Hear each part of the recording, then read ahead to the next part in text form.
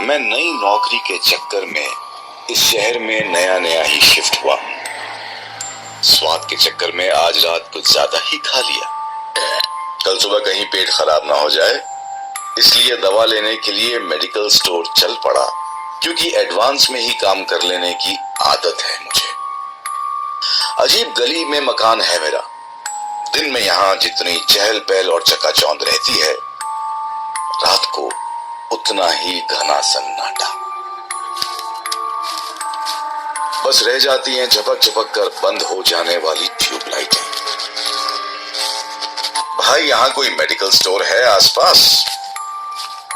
मैंने जल्दी में दुकान बंद कर रहे एक दर्जी से पूछा।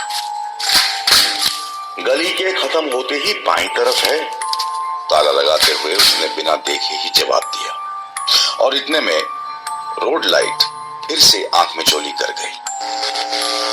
इस गली में तो ये रोज का काम है। अब तो शिकायत करने पर भी लाइन में नहीं आते। वह दर्जी धीरे धीरे अपने आप बड़बड़ाने लगा। गली के अंत में कोई जच्चा बच्चा टाइप अस्पताल था, उसी में मेडिकल स्टोर मिला। ओ भाई, ज्यादा खा लिया है, कल कहीं पेट खराब ना हो जाए तो तू एडवांस में कोई दवाई दे दे, मैंने मेडिकल वाले से जम्हाई लेते हुए कहा। मैं घूमा और एक सिरप लेके पलट कर बोला, 70 रुपए। अरे भाई, ये बच्चों के पेट साफ करने की सिरप है, मुझे क्यों दे रहा है? मैं उछला उठा।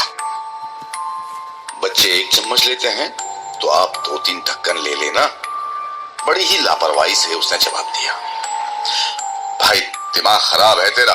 कुछ लैक्टोबैसिलाई टाइप की कोई दवाई नहीं है क्या? मैंने मेडिकल के अंदर झांकते हुए पूछा। उसने ऊपर के डब्बे में से 2 टैबलेट निकालकर काउंटर पर रख दी और बोला, 5 रुपए। मैंने चुपचाप 5 रुपए निकालकर उसके हाथ पर रख दिए, क्योंकि ज्ञान देने का कोई फायदा नहीं था, और अपनी गली की तरफ चल पड़ा।